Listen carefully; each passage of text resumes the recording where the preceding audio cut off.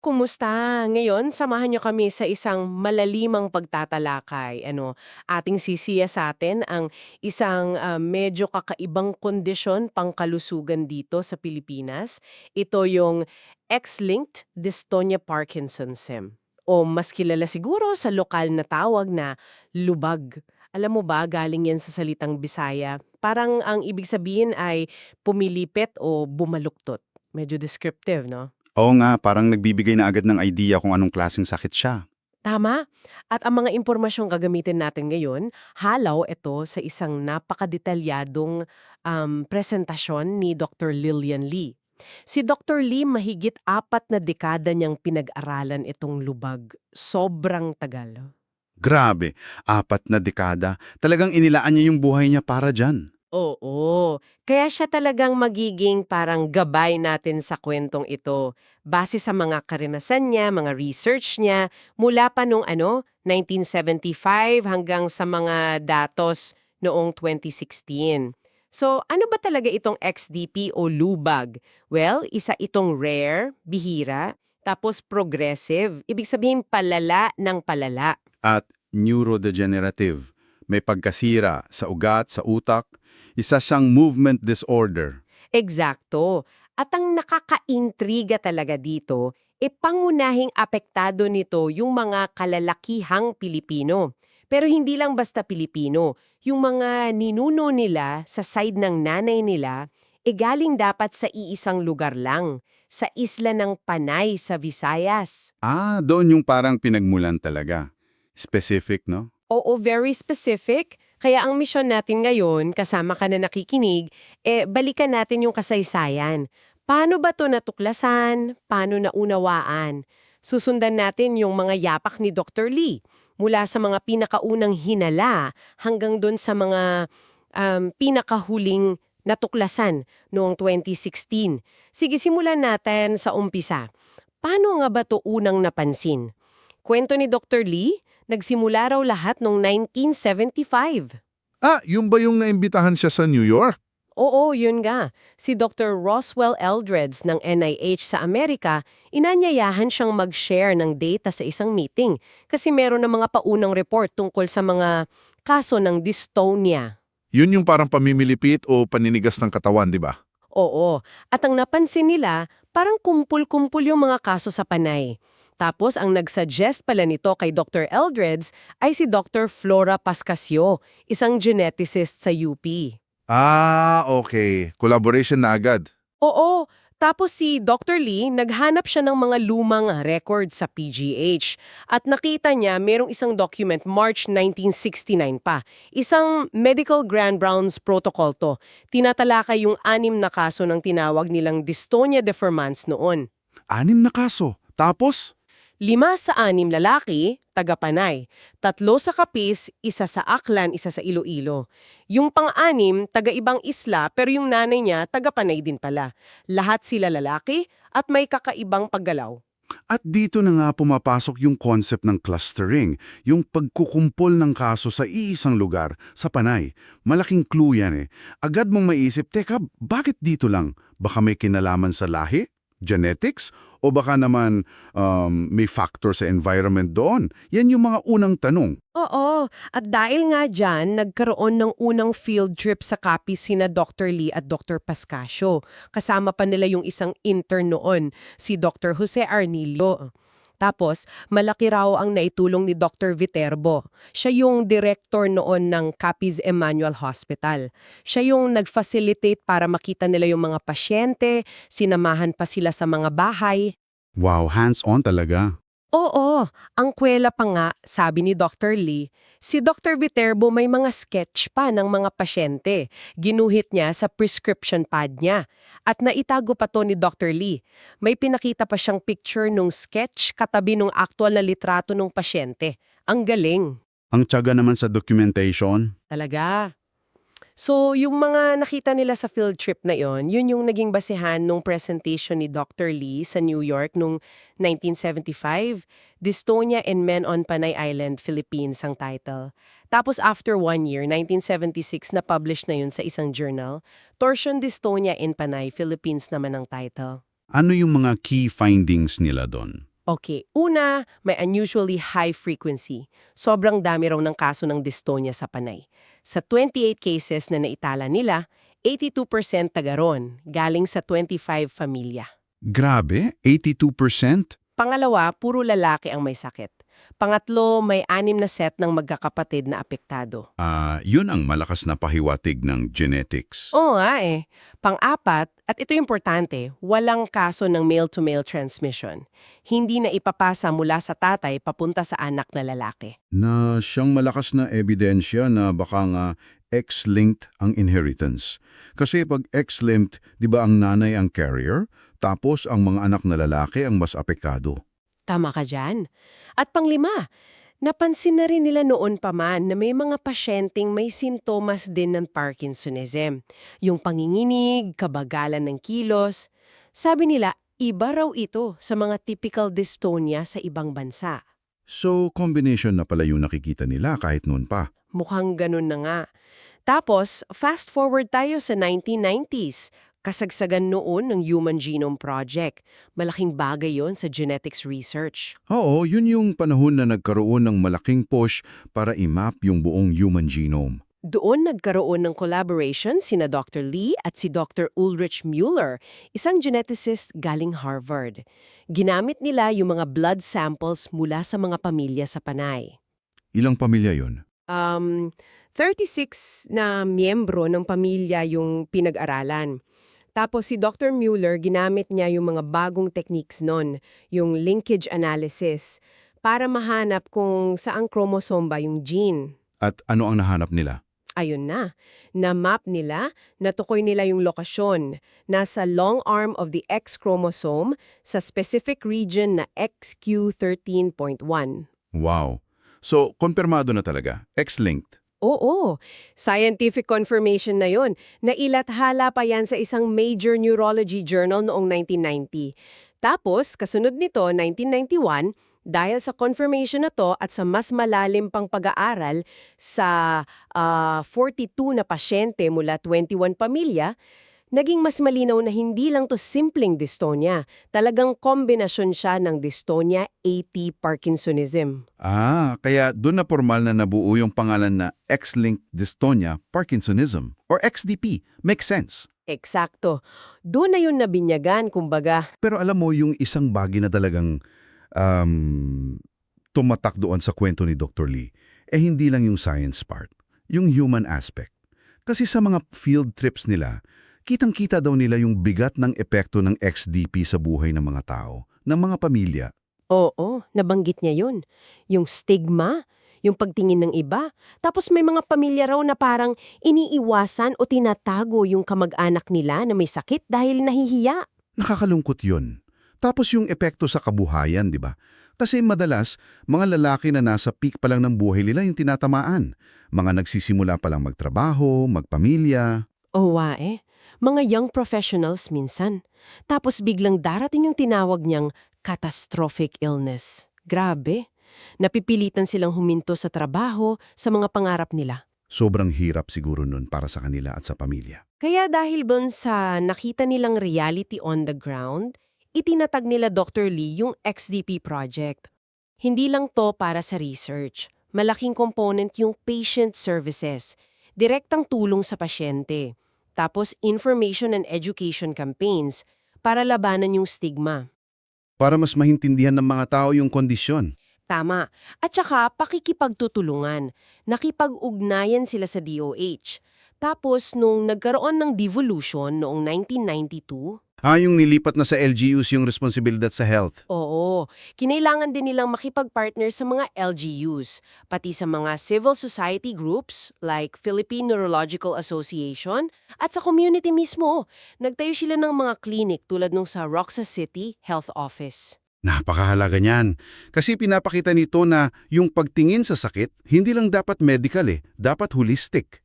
Kailangan tingnan din yung social aspect, yung psychological aspect. Tama, hindi lang gamot ang kailangan, kundi suporta, pangunawa. Okay, so ano naman yung typical na takbo? Yung natural history ng XDP, based doon sa review ni Dr. Lee noong 2002. Paano raw usually nagsisimula at nagpro-progress? Usually daw, dystonia muna, yung pamimilipit. Nagsisimula sa edad na 30s or 40s. Average age of onset, mga 39 years old. Minsan, focal lang muna, sa isang parte lang, like sa leeg or kamay. Pero in 2 to 5 years, nagiging generalized na raw, buong katawan na apektado. Mabilis din pala yung pag-spread. Oo. Tapos, ito yung kakaiba. Pagkalipas daw ng mga 10 taon mula nag-umpisa yung sakit, Ano nangyayari? unti-unting nababawasan yung dystonia. Tapos, napapalitan naman ng mga simptomas ng Parkinsonism. Yung panginginig, paninigas, kabagalan sa pagkilos. Yung tinatawag na phenotypic shift. Nagbabago yung itsura ng sakit over time. Oo, yun na. Mas nangingibabaw na yung Parkinsonism sa later stage. At tandaan natin, 99% ng kaso lalaki. Average duration ng illness, mga 13 years. At karamihan talaga, dystonia muna bago Parkinsonism. O 94% daw, dystonia ang simula. Mga 6% lang yung Parkinsonism agad. Interesting yung pagbabagong yun. Yung video na binanggit niya, yung sa tatlong magkakapatid na sinundan niya ng 25 years, malinaw siguro doon yung shift. Sobrang linaw. Nakakabilib yung documentation nila. Sa video, kita mo talaga, nung una, yung nasa gitna, sobrang dystonia, balokto talaga. Yung isa, medyo Parkinsonian. Yung isa, nagsisimula pa lang yung dystonia. Tapos may follow-up video. Oo. Pinakita yung sa ika-6, 9, 12 na taon ng sakit nila. Unti-unti mo makikita yung nasa gitna, nababawasan yung pagkapilipit na papalitan ng pangininig at paninigas. Tapos pagdating ng ika-16 at 22 na taon, halos puro Parkinsonian features na. May fascinating gait pa nga yung parang nagmamadaling maliliit na hakbang. Grabe yung documentation. Visual evidence talaga ng progression. Oo. Tapos may follow-up pa ulit. After ilang years pa. Yung dating nasa gitna, nasa kaliwa na. Yung bunso na nasa gitna na, siya na yung dystonic. Yung panganay, Parkinsonian pa rin. Nakikita mo talaga yung cycle. Talagang progressive at may shift from dystonia to Parkinsonism. At meron pang isang kakaibang bagay na nabanggit si Dr. Lee. Yung sensory tricks o geste antagoniste. Yun ba yung parang may ginagawa yung pasyente tapos nawawala yung sintomas? Oo, pansamantalang nawawala o nababawasan yung dystonia pag may ibang kilos o sensory input. Halimbawa, may pasyente raw na sobrang baluktot paatras yung likod, hyperextension of the trunk, Grabe yun. pero pag pinasayaw daw ng tango, biglang nawawala. Talaga? Tango? Oo, may isa pa raw pag sumasayaw ng boogie, nawawala din. Meron ding bumubuti pag naglalakad pa atras. O yung isa pa nga, pag sumasayaw ng Gangnam Style. Wow! Nakakamangha yun ha. Anong ibig sabihin nun? 'Di ba nakakatuwa, pero nagpapakita raw 'yan kung gaano ka-komplikado yung nangyayari sa utak nila. Tama. Nagbibigay yan ng clue sa team tungkol dun sa mga circuits sa utak na apektado, lalo na sa basal ganglia.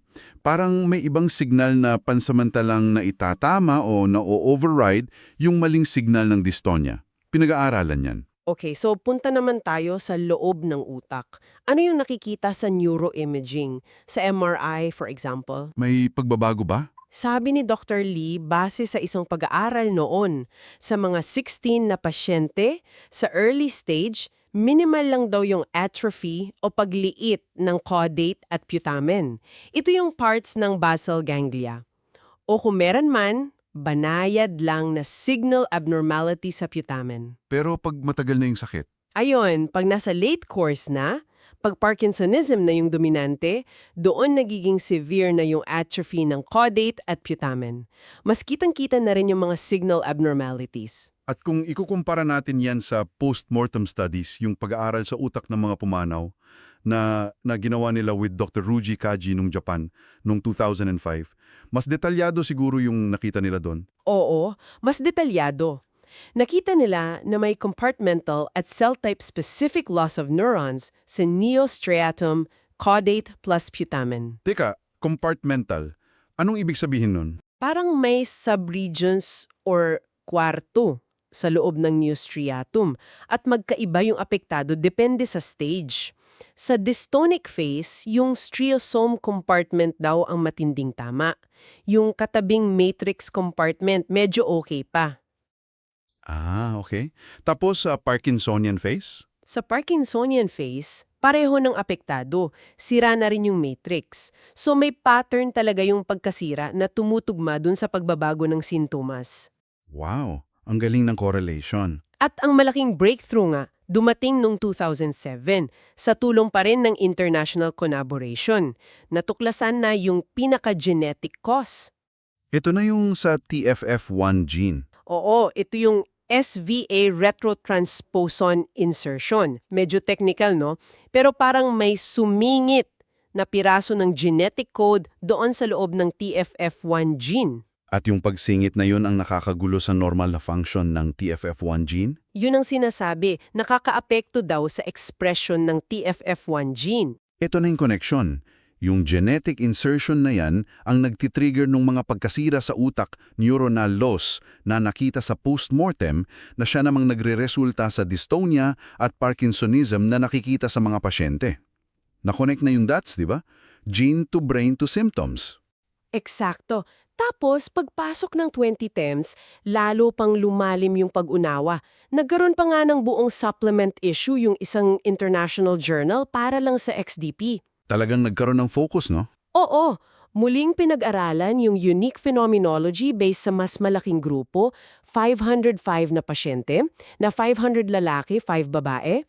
Binigyan pansin din yung mga non-motor symptoms. Yung hindi related sa paggalaw, like? Tulad ng depression, anxiety, at yung nakakalungkot, yung suicide. Sabi ni Dr. Lee, noon daw, nasa 10% yung suicide rate, lalo na sa early years. Grabe. Siguro dahil sa biglaang pagbabago sa buhay nila. Malamang yung pagkawala ng trabaho, yung epekto sa pamilya, nag-propose na rin sila ng disease staging para ma-measure yung severity at ma-monitor yung response sa gamutan. Mahalaga yon for management. Yung graph nga na pinakita ni Dr. Lee, yung may asul at pink na linya, visual summary yun ng natural history. Oo nga, asul para sa dystonia, mataas sa first 10 years tapos pababa. Pink para sa Parkinsonism, mababa sa umpisa tapos pataas after 10 years. Kitang-kita yung shift. Sa neuroimaging ulit, noong 2011, na-describe naman yung hyperintense putaminal rims. Sa MRI daw, parang may maputing gilid sa putamen ng halos lahat ng pasyente, regardless of stage. Consistent finding pala yun. Oo. Tapos yung caudate head atrophy at putaminal atrophy, mas common sa later stage. At kinonfirm ulit to ng neuropathology, may pagliit talaga sa caudate at putamen. At paano nga ulit yung hypothesis kung bakit nagiging dystonia tapos Parkinsonism? Okay. Sa dystonic phase, dahil yung striaosome ang unang nasisira, nagkakaroon ng disinhibition, parang nawawalan ng preno yung mga nigral dopaminergic neurons. Resulta, hyperkinetic state o dystonia. Tapos sa Parkinsonian phase, Dahil pati matrix apektado na, mas malawak na yung dysfunction sa basal ganglia circuits, kaya lumalabas na yung Parkinsonism symptoms. Para makumpirma ang diagnosis, genetic testing na talaga using PCR para makita yung SVA insertion sa TAF1. Ano naman ang mga updates sa genetics hanggang mga 2016? TAF1 gene pa rin sa XQ13.1. Kinonfirmed, 94% may family history. Wala pa ring de novo case na na-report. so namamana talaga lahat? Oo. Tapos may natuklasan pa silang hexanucleotide repeat doon sa loob ng SVA insertion. Ito raw, age of onset modifier. Paanong modifier? Kung mas marami daw yung repeat, mas maaga yung onset ng sakit, mas mababa yung TAF1 expression at correlated din sa mas severe na symptoms at cognitive dysfunction. Pero hindi yung repeat number ang nagsasabi kung dystonia or Parkinsonism yung unahin? Hindi raw. Ayon kay Dr. Lee, yung mismong age of onset ang mas direct na predictor kung ano yung unang lalabas. May isa pang interesting study na binanggit yung sa mga non-manifesting carriers, yung mga babaeng may gene pero walang simptomas. Oo. Yung ginamitan ng wearable sensors. Oo, nakita nila na kahit walang obvious na simptomas, may subtle changes na pala sa balance at gait paglakad nila na nadedetect ng sensors. Mataas daw yung accuracy para ma-distinguish sila sa healthy controls. Wow! So, posible palang ma-detect ng mas maaga kahit bago pa magkasintomas. Mukhang ganun nga. Nagbubungusan ng pinto for potential early diagnosis or monitoring na baka makatulong sa future treatments. Sa neuroimaging pa rin, may studies na nagsabing mas apektado yung rostral, unahan na part ng stratum, may thinning din daw sa frontal temporal cortex, pati sa cerebellum. Pati cerebellum apektado. Interesting. Oo. Tapos, may transcranial sonography, ultrasound sa ulo, na nakakadetect daw ng hyperechogenicity sa lenticular nuclei at substantia nigra. Sabi, baka related daw to sa iron deposition at clinical severity. Okay, so ang dami na nating nalaman. Ano na ngayon ang sitwasyon sa gamutan? Paano tinutulungan ang mga pasyente? Ano yung mga nasubukan na? Marami na raw nasubukan for dystonia, anticholinergics, baclofen, clonazepam, tetrabenazine, clozapine, pero sabi ni Dr. Lee, walang consistent na magandang resulta, tapos madalas may side effects pa. Paano yung Botox? Pwede raw makatulong pansamantala sa focal dystonia, pero paulit-ulit na injection yon at mahal. Para naman sa Parkinsonism symptoms, levodopa or dopamine agonists yung sinusubukan. At sa surgery, ano yung promising? Yung bilateral pallidal deep brain stimulation or DBS. Ito yung may electrodes na nilalagay sa globus pallidus interna sa utak, connected sa parang pacemaker. Effective ba to? Sinasabing safe at effective daw para maibsan yung dystonia, lalo na yung mga disabling symptoms. Pero may caveat. Ano yon? Yung effectiveness daw nito inversely correlated sa degree of caudate atrophy. Mas gagana siya ng maayos kung mas maaga gagawin, early disease course, bago pa masyadong lumala yung pagkasira ng caudate. So, timing is crucial. Dapat mapag-usapan agad sa pasyente. Oo. Kaso, hindi raw ito masyadong effective para sa mga simptomas mismo ng Parkinsonism. May iba pa bang tinitingnan na option? Meron. Yung focused ultrasound. Non-invasive to walang opera. Gumagamit ng sound waves para i-target yung maliliit na area sa utak. Pero sabi ni Dr. Lee, kailangan pa ng masusing pag-aaral para sa XDP. Pero sa kabila ng mga challenges na yan, may good news din naman.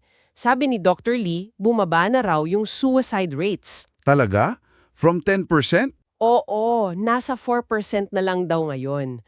Malaking improvement yun. Siguro dahil na rin sa pinagsama-samang efforts, mas maayos na atensyon, mas mataas na awareness, social acceptance, at better management na rin siguro. Magandang balita yan. Talagang may pag-asa pa rin. Kaya naman, after almost 5 decades ng tuloy-tuloy na trabaho, lalo na ng mga tulad ni Dr. Lillian Lee at ng mga collaborators niya dito at abroad, masasabi natin mas malinaw na yung pag-unawa natin sa XDP o lubadag, mula sa ugat nito sa panay, sa genetics, sa takbo ng sakit, sa mga pagbabago sa utak, hanggang sa mga posibleng lunas. Oo, pinapakita talaga ng kwento ng XDP through Dr. Lee's perspective kung gaano kasalimot mag-aral ng rare disease.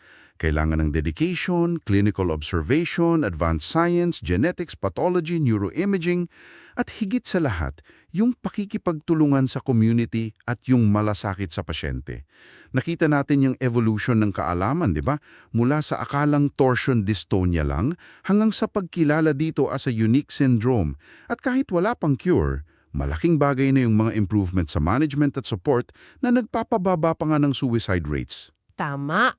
At bilang pangwakas na palaisipan para sa iyo na nakikinig, naalala mo yung nabanggit kanina? Yung mga babaeng carriers na walang sintomas, pero may subtle changes na pala sa balance at gait na nadedetect ng sensors? Oo, yung sa wearable sensors. Kung ganun pala, sa tingin mo, paano kaya natin magagamit yung mga ganitong teknolohiya o kahit yung mas malawak lang na kamalayan para mas maaga pang ma-detect ang mga conditions tulad ng XDP bago pa ito maging sobrang debilitating? Posible kayang mabago nito yung future ng XDP? Ano sa tingin mo? Pag-isipan mo hanggang sa susunod nating malalimang pagtalakay dito sa The Deep Dive. Salamat sa iyong pakikinig.